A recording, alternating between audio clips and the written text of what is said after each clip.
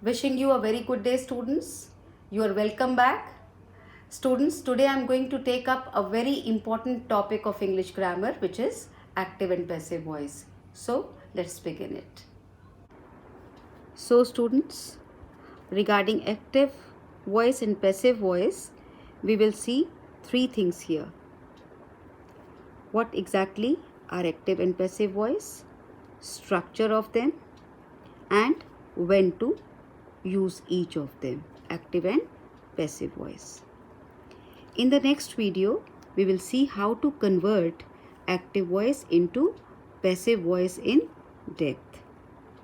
So this video is going to be a basic building block for active and passive voice. Please watch it carefully as it is a very important topic of grammar.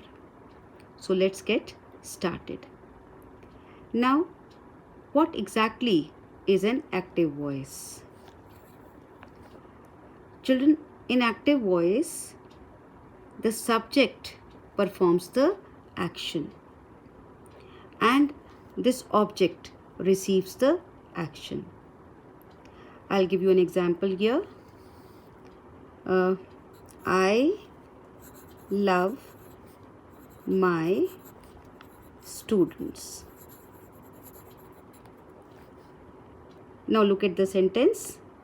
Here, I is the subject performing some action. Clear? I is the subject. And what is the action? It is love. This is verb. And who is at the receiving end? My students. Object. So in the active sentences, the sentence structure is very straightforward, and that is subject plus verb plus object. So remember the structure properly. Now let's look into the passive voice. Passive voice is used to show interest in the person or object that experiences an action rather than the person who is performing it. The whole order is reverse here. You can note it. So what does that mean? Let's see the same sentence. I love my students. Here the subject is I doing the action, and the sentence structure is subject plus verb plus object. But in the passive sentence, the object takes the place of the subject. Clear? And the subject takes the place of the object. The places change with the by being added to it. So it becomes like this. Object plus verb 3 plus by plus subject. Please note that it is a rule to use verb 3 in passive voice. Now, if I convert the same sentence, it would be my students are loved by me. Here, my students is the object. Loved is the third form of verb, that is V3. And by me is the subject. The places have been changed. Clear? Here my students are receiving the action of love by me. Now I think you are clear about the difference and general sentence structure between the two. Please note that both sentences, I love my students and my students are loved by me are exactly same in the meaning. Now you might be thinking that if they both have the same meaning, then which one to use? Students, we generally use active voice only. Then your next question would be when to use the passive voice and what is the need of it.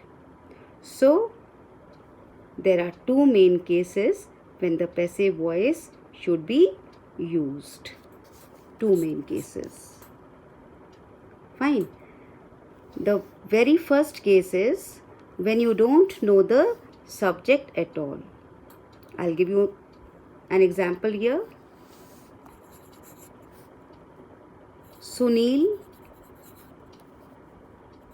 Sunil's wallet was stolen. Here wallet is the object and it was stolen. But we don't know by whom. So we don't know the subject. Subject is unknown. Clear? So we have to use the passive voice. Let's see another example. All the biscuits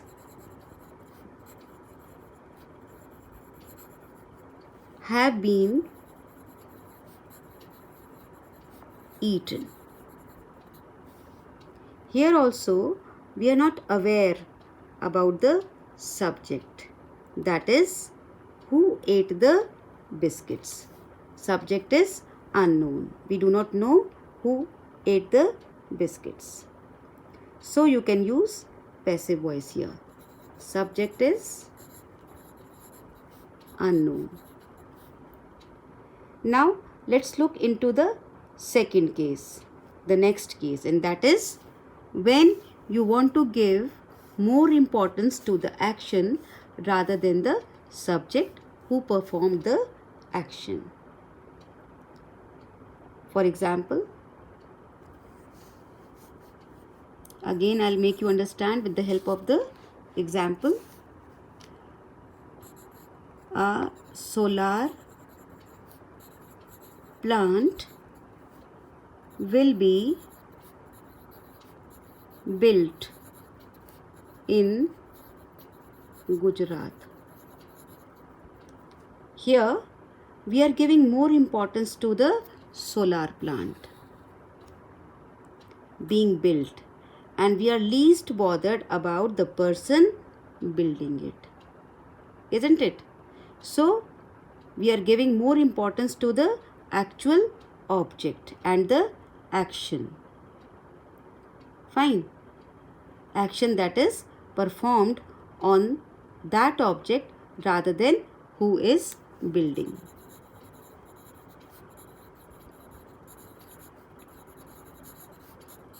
We are least bothered for the subject. Okay. Now let's see one more example. The road is being repaired. So here also we are not interested in who is repairing the road. What are we interested in?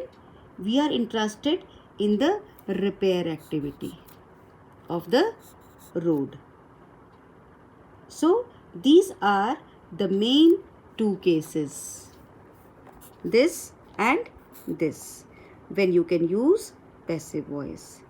And that's all about active voice and passive voice. Now let's quickly revise what all we have learnt in this video. Firstly, we will discuss what is an active voice. Here the subject performs the action and the object receives the action. The general sentence structure of active voice is subject plus verb plus object. Fine. And now let's discuss about passive voice. Here, more importance is given to the object and the action that is being performed rather than who has performed the action. And the sentence structure of passive voice is object plus V3 plus by plus subject. Now please note that these are just these two, this and this. These are just the general structures, and modifications of the structures are based on the tenses, which will be discussed in the next video. Students, we also discussed about when to use the passive voice. Fine. So, the two main cases and what is the need of it also. So, there are two main cases. One is when you don't know the subject at all, and the other case is when you want to give more importance to the action rather than the subject who performed the action. Fine. Hope everything is clear to you. So that's all for now. I'll come up with the tenses in my next video soon. Till then, goodbye.